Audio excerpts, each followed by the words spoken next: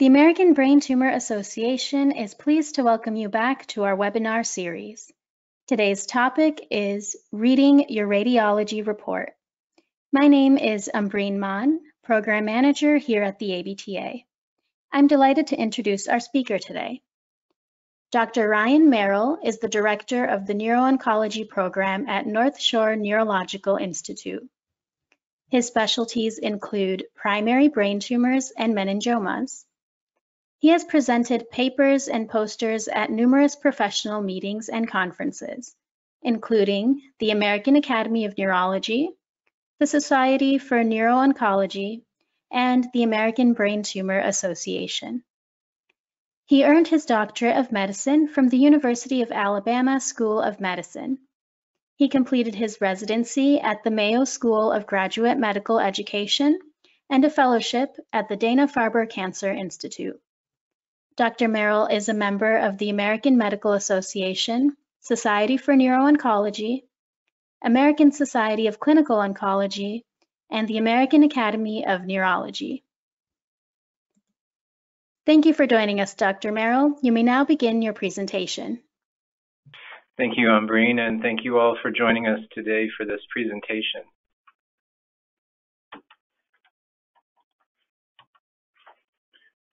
These are my disclosures. I have nothing to disclose. So this is an introduction. This is a typical radiology report that you may have received or you may have seen before. And I intentionally picked this one because it's very wordy. As you can see, there's a lot of terminology in this report. And I think sometimes as a patient, you can look at something like this and be very overwhelmed and not know what you're reading or understand what some of the terms mean. And so our goal is to help you with this today. So this is kind of what you might be left with when you read a report like this. So the objectives are to overview the different imaging techniques, including CT, MRI, and some advanced imaging techniques. We'll learn how to interpret some of the images and go over some of the basics of how to look at MRIs. And we'll understand the different types of techniques that are used and how things are different when they're done without or with contrast. And then finally, we'll look at some challenges in brain tumor imaging, including things such as pseudoprogression, which is how radiation can impact the interpretation of an MRI. So I hope that when you come away from this presentation, you know more than the average person, and you may actually know more than many physicians do. Many physicians outside of neurology know very little about brain imaging. So what kinds of imaging techniques do we use to look at brain tumors? Well, CT scan stands for computed tomography, has been around for many years, really since the 1970s, and it still is used today. It's actually looks at basic anatomy pretty well. It's very good for detecting blood. It's often the first image that a patient will have when they're diagnosed with a brain tumor. And it's very quick. You know, it takes about 5 minutes, and it's not an enclosed space like an MRI is. An MRI, which stands for magnetic resonance imaging, is a more advanced imaging that came along mostly in the mid-1980s and has been in wide use since then. And it does give higher resolution. It allows visualization in 3 planes, which we'll talk more about later. It is a longer scan, so it's usually requires a patient to be very, very still for a long period of time. And you can use additional techniques that will help us distinguish features of brain tumors that you really can't use on CT scan. So a little more about CT. CT uses X-rays. So you can see here on the left-hand side, this is what a normal CT scan looks like in someone without a brain tumor. You can see the outer part here is how the skull looks on a CT scan. As I said on the last slide, this is a quick scan that's acquired within minutes. You can give contrast, and that's given with iodine, which is a potential issue for some patients who may have an allergy. It also has an issue for people that have impaired kidney function. So most of the time in the brain tumor world, we do CT scans without contrast. Now this image on the right-hand side of the screen shows what a brain tumor looks like on a CT. And so you can kind of see the difference here. You get the impression that there's some kind of mass here, and it's really pushing things around in the brain. And so this is one of the concepts we'll talk about more, is mass effect. So mass effect is where the tumor is actually shifting things around. And you can see how this is shifting the normal midline over here toward the left side of the screen. So what about MRI? MRI is an advanced imaging technique that is acquired in a longer period of time through a magnet. Because it does not use X-rays, we think of it as being safe. So one of the questions that we sometimes get from patients is it safe to be getting all these MRIs? And the answer is yes. As far as we know, there is no long-term safety issues with getting multiple MRI scans. There could be with a CT scan, although it still would be require a lot of CT scans to cause any radiation damage from the X-rays. As many of you who have had MRIs know, that the space for an MRI is pretty enclosed, although most of the modern machines now are a little more open than they used to be. It is loud, and it does require you to be still for anywhere from 30 to 60 minutes. Now, the dye that's used for MRIs is called gadolinium, and it's different than iodine, which is used for CTs. And it has a magnetic property so that it can help us to distinguish abnormalities. We think of it as being safe for most patients as long as kidney function is normal.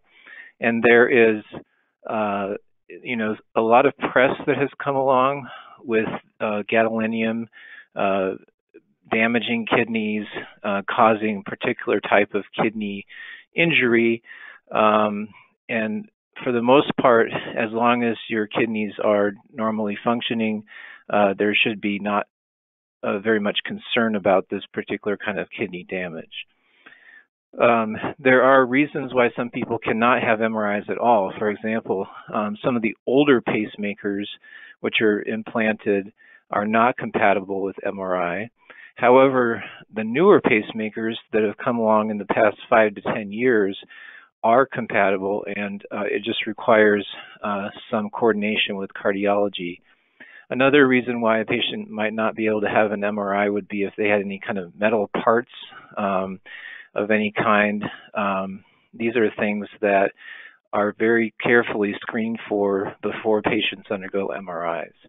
And so what the images down here illustrate is that this is a CT scan of the same patient I had on the previous slide, and you can see the higher resolution that you get with the MRI. So this is a non-contrast or flare image, which shows this tumor here.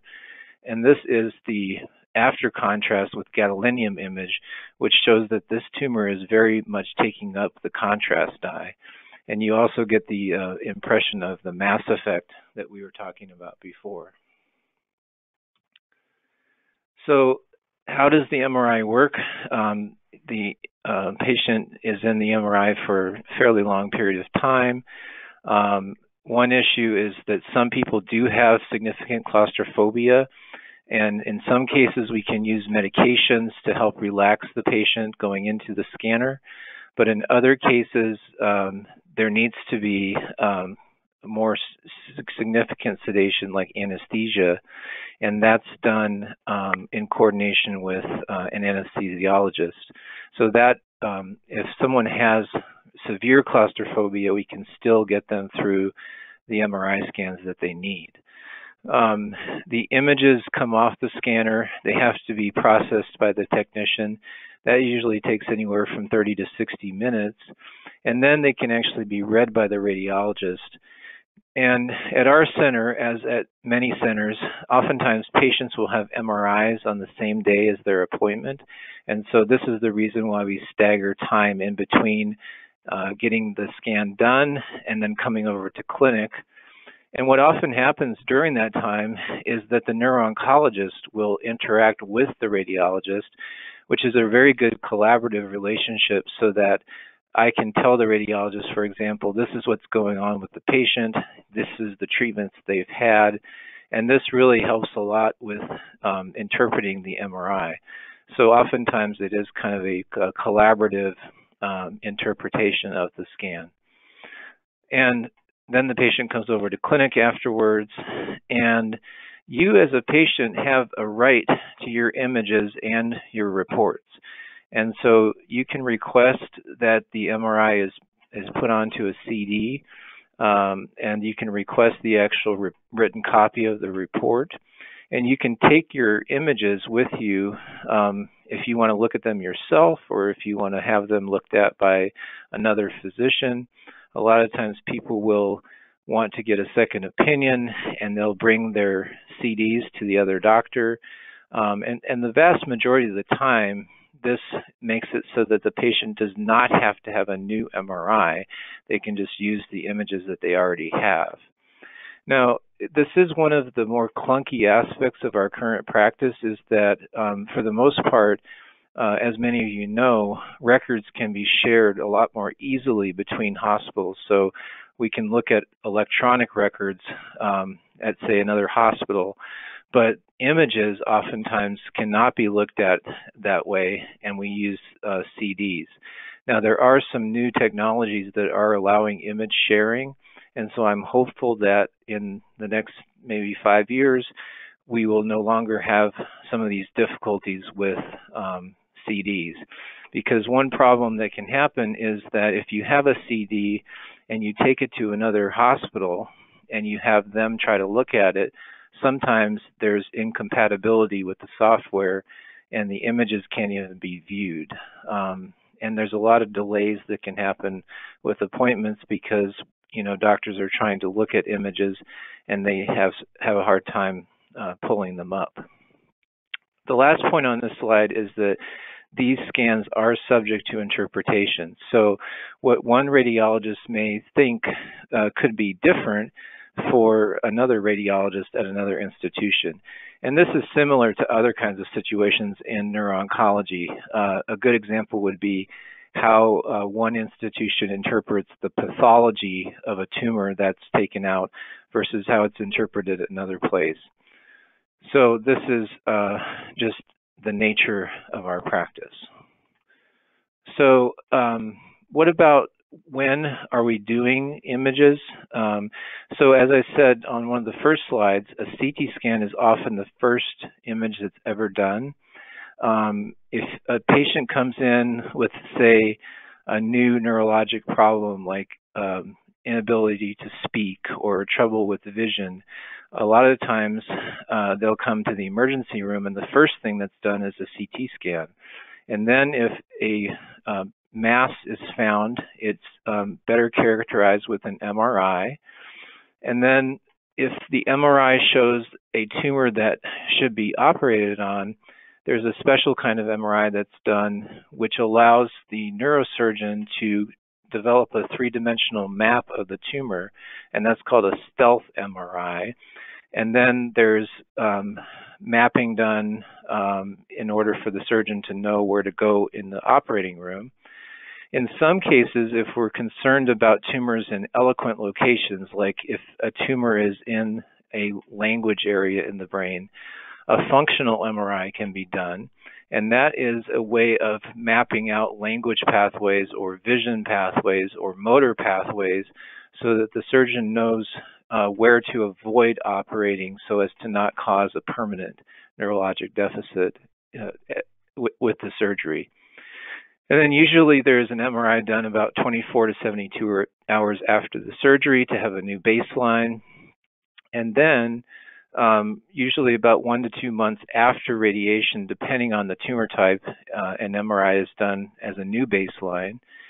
And then there's a frequency that's done depending on the type of the tumor. Now, at any time in the course of a patient's treatment, a new MRI can be done if there's new symptoms. So what this slide shows is what are some of the standard frequencies for MRI follow-up. So a glioblastoma, which is the most common primary brain tumor in adults, we usually think of about every 2 to 3 months. For low-grade gliomas like grade 2, we think of every 3. For brain metastases, about every 2 to 3 months. Meningiomas, which are usually benign, we think of about every 6 to 12 months.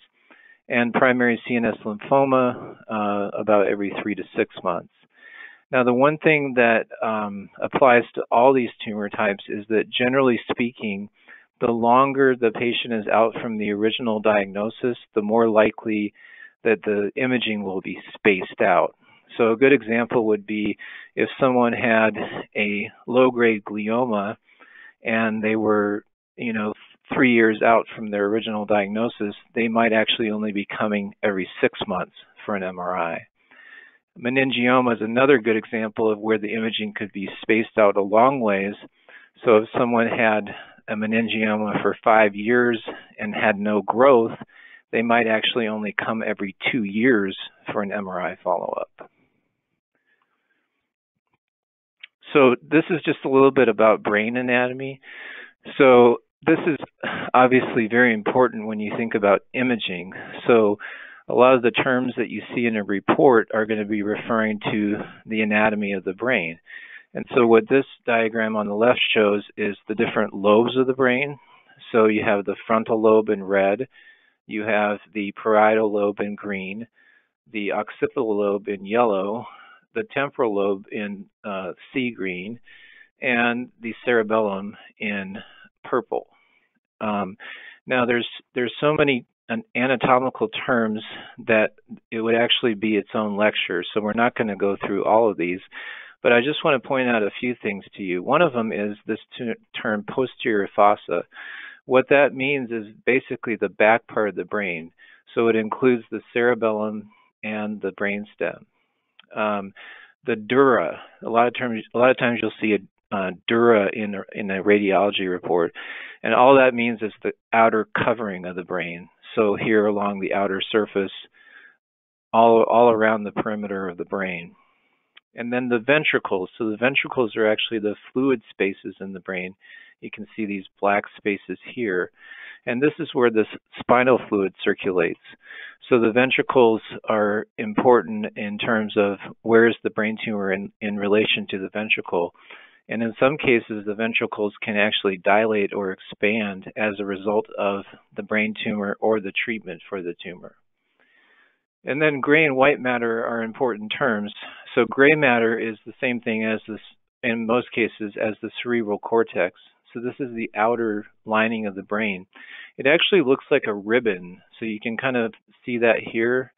It appears white on this sequence because this is a T2 sequence, but it's the outer layer of the brain, and this is where the neurons are centered.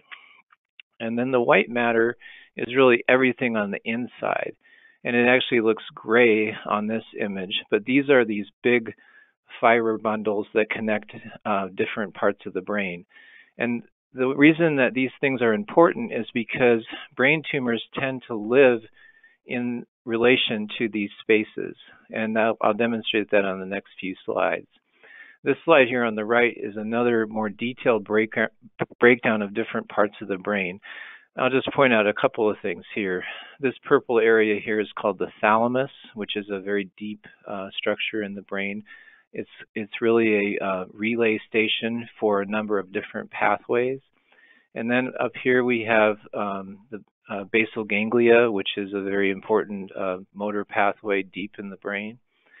And so a lot of times if you see a radiology report, you're going to see some combination of these terms, which we'll talk a little bit more about later. So MRI, just to kind of go through a little more details, it is a way of essentially seeing how water molecules respond to a magnet, and that's how these images are produced. There's three different planes called the sagittal, axial, and coronal. When you look at MRI images, you have to think of it as a mirror image. So the left side of the brain is actually the right side of the patient as you're viewing it on the screen. There are two types of images called T1 and T2. For our purposes of this lecture, I just want you to focus on the fact that the T1 with contrast is important for brain tumors, and the fluid attenuated inversion recovery, or FLAIR, that's where that acronym comes from, is a type of T2 sequence that we use for looking at many of the aspects of brain tumors. And this next slide here is a demonstration of what I'm talking about. So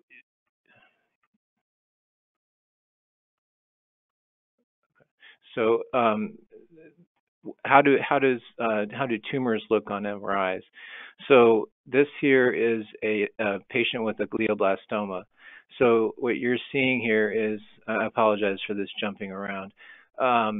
This is a T1 after contrast, so gadolinium has been injected, and it produces this characteristic ring-like enhancement where you have this the white on the outside, and the inside looks darker. And this is because the tumor outgrows its blood supply and causes death of cells on the inside. So this is what's called ring enhancement. And this is the non-enhanced or T2 FLAIR sequence, which shows the swelling or the edema that's around this same cut on the MRI. And we're looking at the axial plane, which is the horizontal plane here. And you can see, again, the mass effect as things are getting pushed around. So just for orientation, again, this is the right side of the brain, even though it's on the left side of the screen, because it's like the patient is looking at us. And this is a demonstration of the three planes that we get. So the axial, which is the horizontal, the coronal, which is kind of like looking at us. Another way of thinking about this that I remember from my training is it's like if you can picture someone wearing a tiara on top of their head, you cut coronal in that plane of the tiara.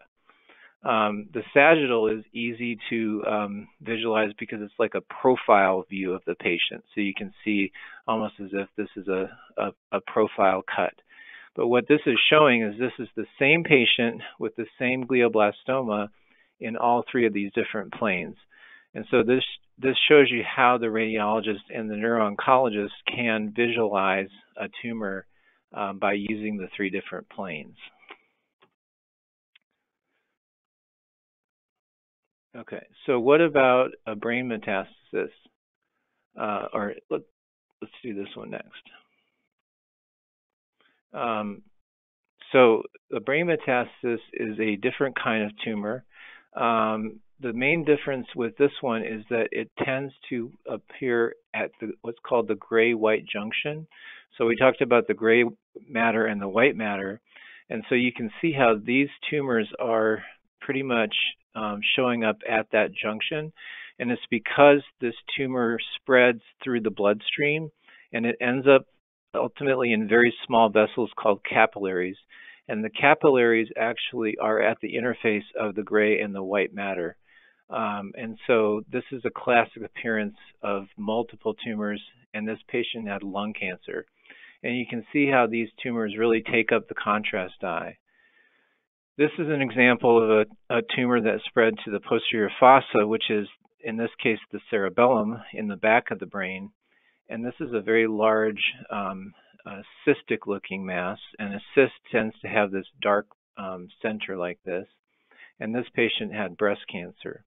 And then another way that a metastatic tumor, one that comes from the body, can spread is what's called leptomeningeal, and that's where the tumor actually gets into the spinal fluid, and it tends to have this sort of speckled look where it's in the spaces that line what's called the subarachnoid space in the brain, and that's a pattern that goes along with that particular form of disease. Now, this is an example of a patient that has a tumor that does not enhance with contrast, and it turns out that it is a primary brain tumor. In this case, it is a anaplastic astrocytoma. And I don't know why we're jumping around so much here, Breen, but I apologize for that. But this is another pattern that we can see. So finally, I want to talk about meningioma. This is the benign tumor. So the two that we looked at so far were malignant tumors. And this one has a very characteristic appearance on MRI. And that is that it takes up contrast very uniformly. So you can see how on the left-hand side here, the tumor has a very uniform appearance, which is different than what we saw with those ring-enhancing tumors. And this one was a particularly large tumor. And then this one is a smaller meningioma. So a lot of times we find these by accident. And this demonstrates what's called a dural tail sign. So it has this little tail off coming off the surface of the brain. And many times in a case like this, we can follow these and not have to act on them. Whereas this one on the left, this patient was very symptomatic when she presented, and she had to have surgery to remove this meningioma. So this is the last type of tumor that we're going to talk about, which is CNS lymphoma. This is a rare tumor, but we do see a number of these every year. And this one is malignant, but it does take up the contrast very robustly. And you can see here that the tumor is in different parts of the brain, and it takes up contrast, and it has what we call restricted diffusion on this sequence, and that's a clue that this could be a lymphoma. So finally, what I want to show you is how do we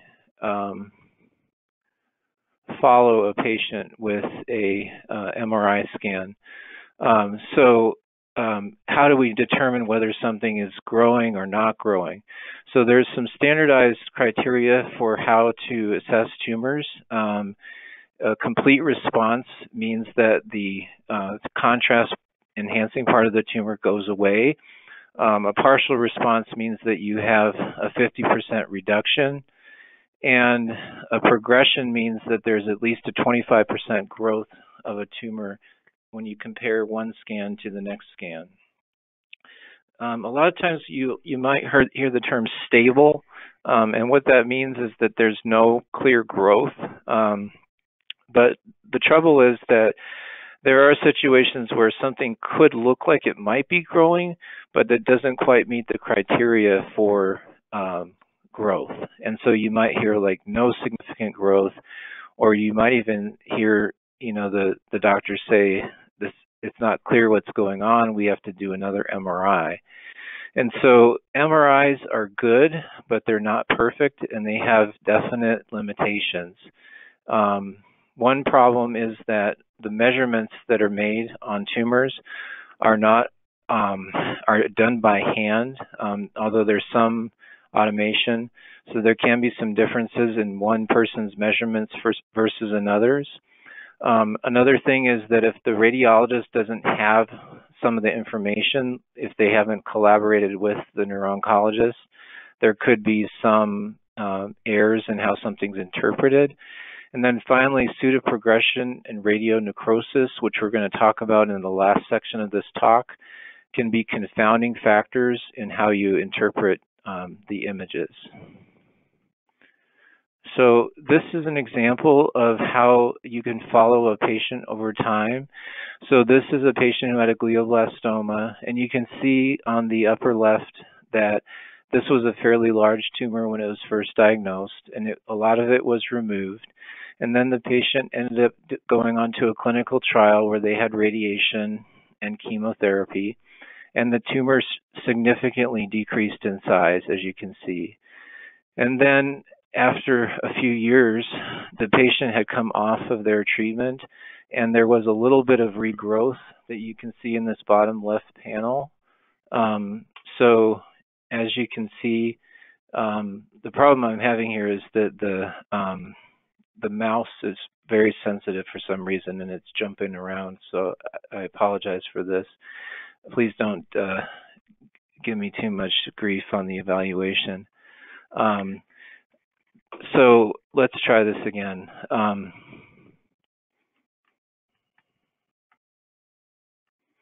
Okay. So on the bottom panel, you can see that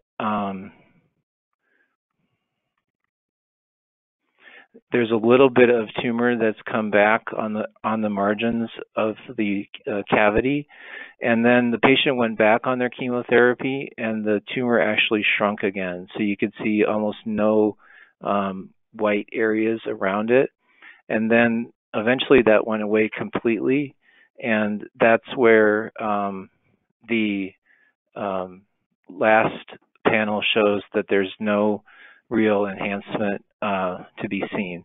So this is just an example of how you can follow a tumor over time, and this is what we do when we make assessments. And in this case, this patient did very well for having a glioblastoma, and actually is still alive today.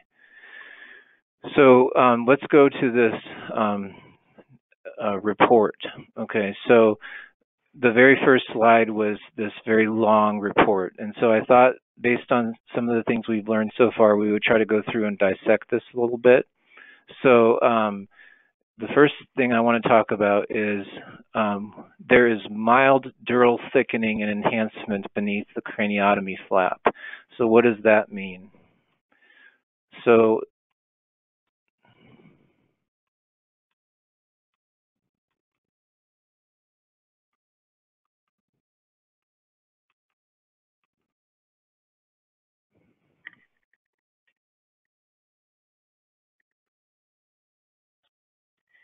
So here's the demonstration of what this means. So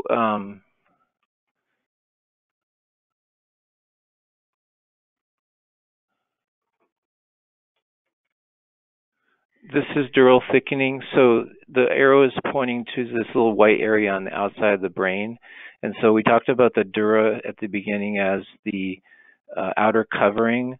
And the craniotomy flap is where this patient had surgery. So this patient actually had a glioblastoma, and he's been diagnosed about 4.5 years ago now. And so you'll always have some evidence on a scan of where the surgery took place, and that's what the craniotomy flap means. And this dural thickening is a common feature that's seen after surgery that persists. So what does it mean to have stable right frontal parietal resection cavity and adjacent area of encephalomalacia? So what that means is you have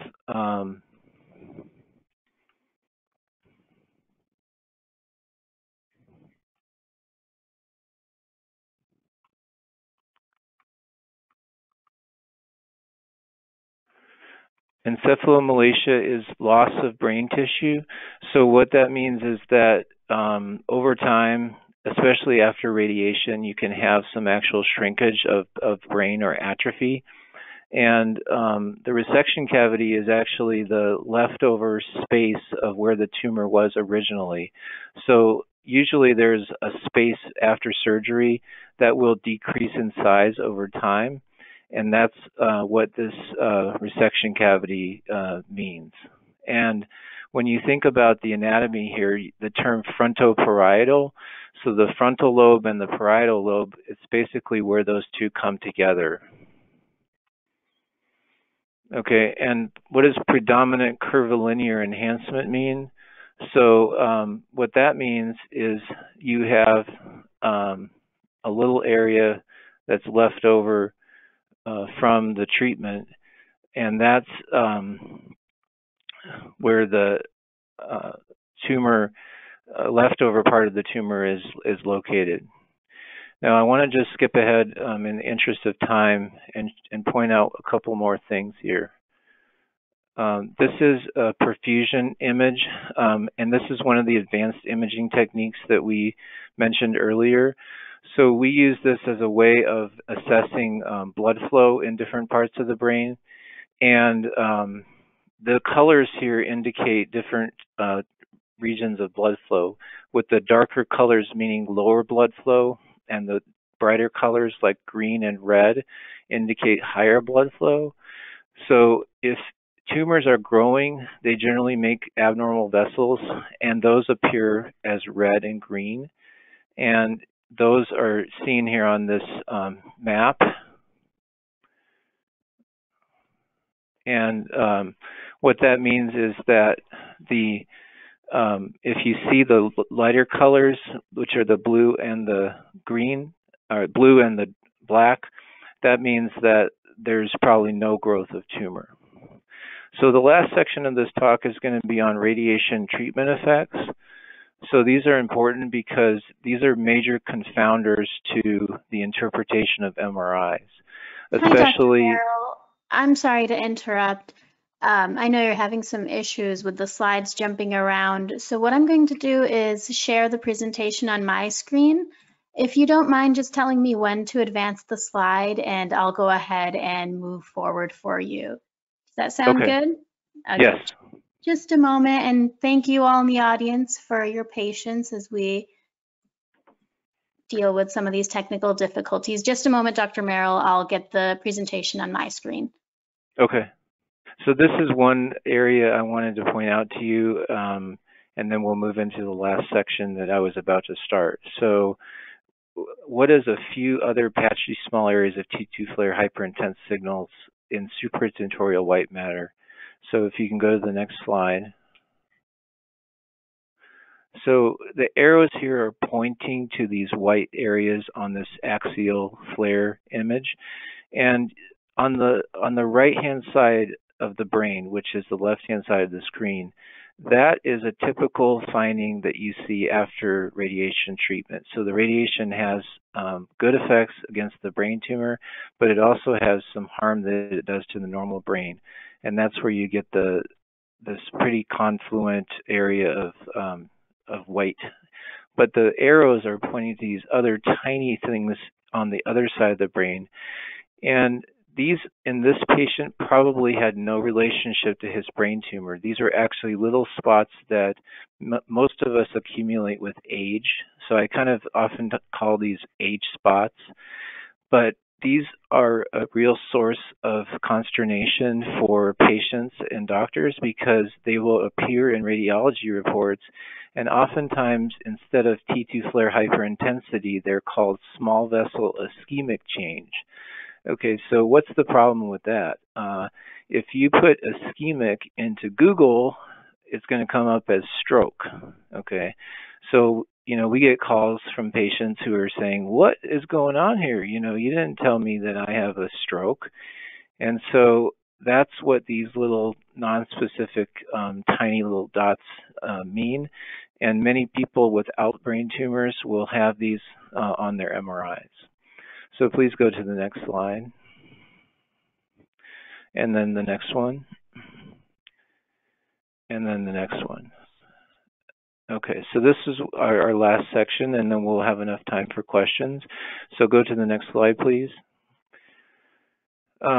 So radiation produces changes in the brain. So if you have a primary brain tumor, you'll have radiation that's fractionated, and that's typically given over like 6 weeks.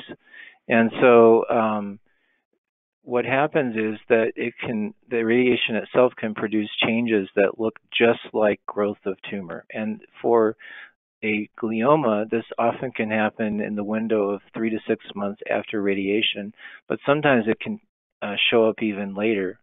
And so that's where we use the perfusion MRI to help us, but in some cases it can be very difficult to know what's going on. So could you go to the next slide?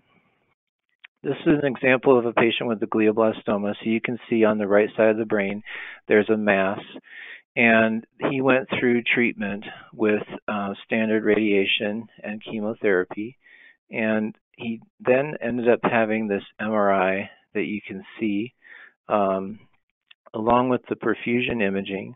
And the perfusion imaging shows us that there are some areas that are suspicious for increased blood flow, but it wasn't entirely clear. And so this patient actually ended up going back for a surgery because he had a lot of mass on the right side of the brain that was becoming symptomatic. And the pathology actually showed that this was not tumor. It was inflammatory cells and what we call demyelinating changes. And so doing surgery is the gold standard for proving what something is, but obviously we try not to do this on every patient, and we use the imaging to guide us. On the next slide, what you'll see is another patient who had radiation, and after the radiation on the middle panel you can see that there is an increase in the enhancement as demonstrated by those white areas, and a lot of swelling. As you can see, things are being moved from right to left. But he went on steroids, and after a few weeks to a couple months, had significant improvement in the MRI. And so this was consistent with pseudoprogression. Next slide, please. So in contrast to gliomas, brain metastases are treated oftentimes with what we call radiosurgery. And the main difference there is that this is high-dose radiation that's usually given in one session, and you have to be on alert for changes that can occur after the treatment, which usually show up anywhere from 3 to 6 months later, but can be much more delayed, even up to a year or longer. And about 20% or more will have this. Next slide, please. So this is an example of a patient with lung cancer, and you can see that she had this tumor on the right-hand side of the brain, and it was treated with radiosurgery. So she had a dose of 27 gray, which is a pretty high dose of radiation. And then after about 8 months later, she had, actually 6 months later, she had a lot of swelling associated with this tumor, and she was developing weakness on her left side. And she was taken to surgery, and sure enough, it was all consistent with essentially dead tissue and no active tumor cells. Next slide, please. So this is a very extreme example of someone who had two different episodes of radiation necrosis. This was a patient with breast cancer, and it occurred in the same spot along the cerebellum and in the occipital lobe on the right side. And this was one of the more interesting cases where she actually went to surgery 2 different times, and both times showed that it was indeed treatment change or necrosis from the radiation. Next slide, please. So the last thing to say is that we have a long ways to go when it comes to imaging. We have made advances with going from CT scans to MRIs, but as I've tried to show you, MRIs are not perfect, and they are subject to interpretation differences, and radiation is a major confounder in how we interpret things. And so one of the things that has been looked at is how do you automate measurements so that computers are actually putting on the measurements. That has not been perfected. One of the things that will come along in our field as well as others in medicine and not in medicine is artificial intelligence. So actually having different advanced ways of reading scans and other advanced imaging techniques. So PET scans are sometimes used, but the ones that are more important are not the what's called FDG PET, but the other radio tracers that are developed. But these are all in research phases now and not ready for clinical practice. And finally, the wave of the future would be to image tumors on a more biologic basis. So right now, MRIs are just showing us kind of basic things about how these tumors look. But one day we'll be able to look at the tumors in a more sophisticated way and say things like, this is a tumor that is actively dividing, or this is a tumor that is clearly not dividing and completely quiet. And this will be a big advance in the future that I really think we will see in the relatively near future. So with that, I want to thank you for your patience with some of the technical difficulties, and I apologize for that. We can actually, if you want, scroll back to some of the slides if we want to, but we want to allow enough time for questions here at the end.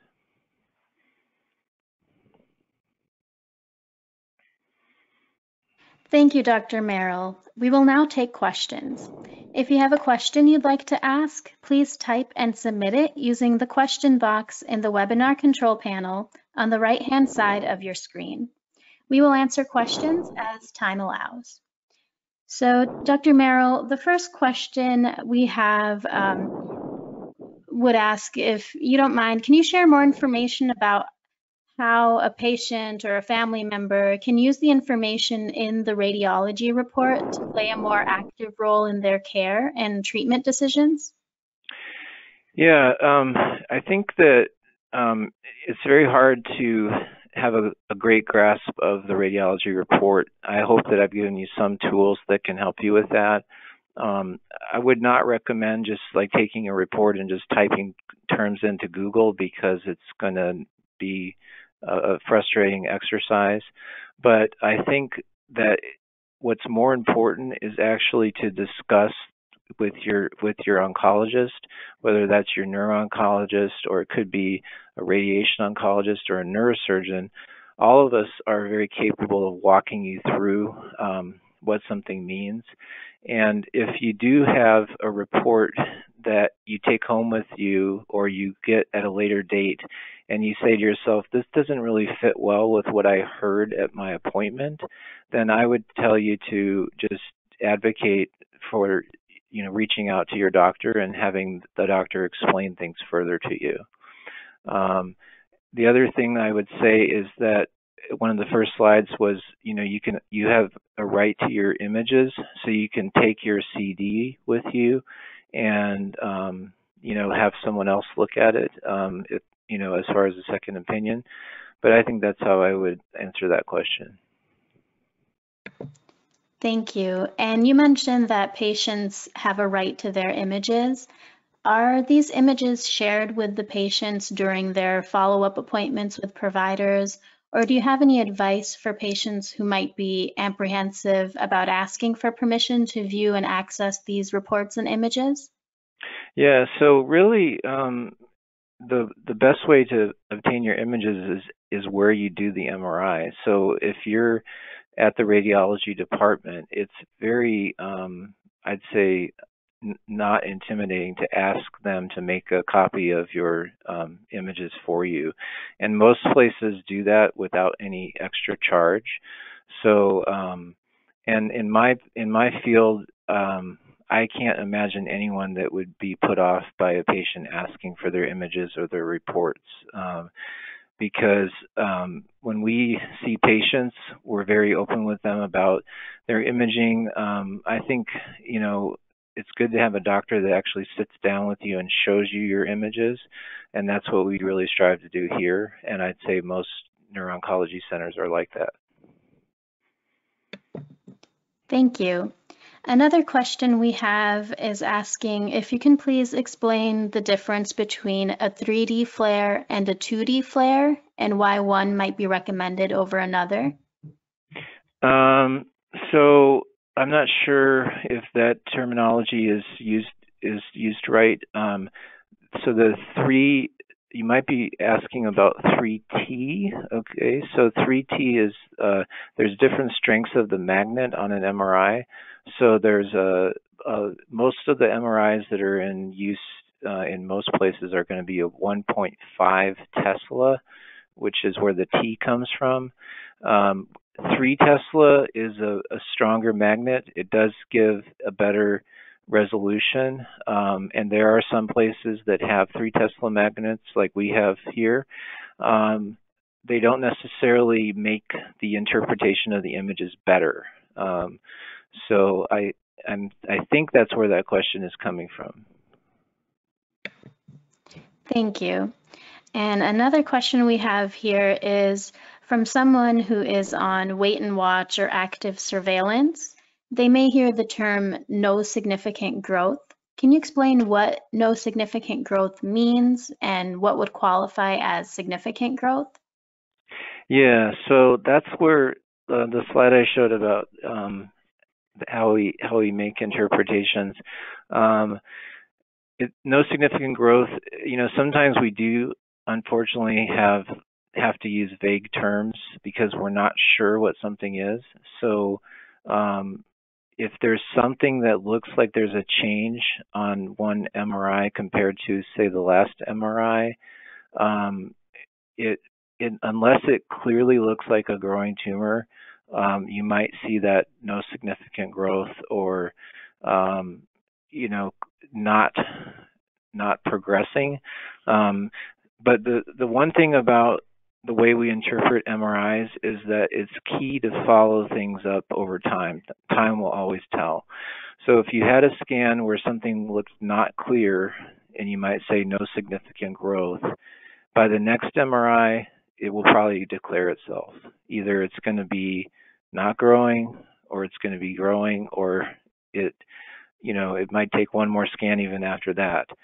So that's where that term comes into play. Thank you. We have a question here regarding gadolinium that you mentioned. Why is gadolinium used in MRIs, and does this pose any risks to patients that they should be aware of? Yeah, so gadolinium is it's used because of its magnetic properties. It allows, it circulates in the blood vessels in the brain, and it allows the magnetic images on the after contrast to have high resolution. And it can come into play with brain tumors, but it comes into play with other things too. Like it has a lot of widespread applications in imaging strokes, in imaging blood vessel abnormalities like aneurysms. It just is based on its magnetic properties. Now, it does have risks, especially in people that have decreased kidney function, which is the reason why when you have an MRI, you have your kidney function assessed ahead of time to make sure that it's safe. There are some other more benign reactions that can occur. So some people have like an allergic reaction, a rash, or sometimes that manifests as nausea or vomiting. And if those things happen, we can usually use medications that are given ahead of time to prevent those kind of reactions. But as far as serious reactions, it's pretty uncommon to see that because of the kidney testing that's done ahead of time. And if someone has a serious kidney function issue, we just don't give the gadolinium.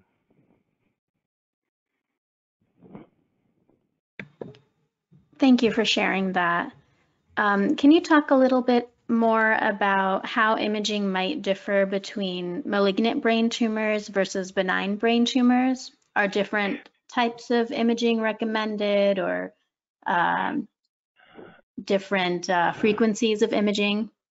Yeah, sure. So those two examples I used about the gliomas, like the glioblastoma and the metastatic tumors and lymphoma, those are all malignant tumors, versus meningiomas, which are almost always benign.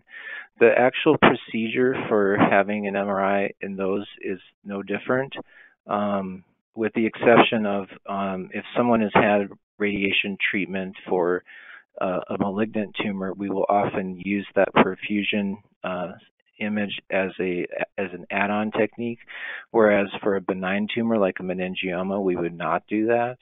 And then there definitely is a significant difference in the frequency of imaging, so that the meningiomas, which are benign, are usually going to be imaged, 6 months, 1 year.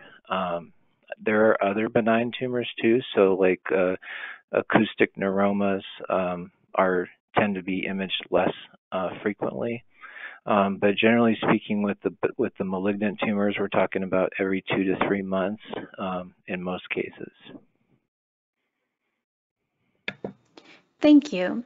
Now, some patients, they might be getting more long-term imaging and follow-ups.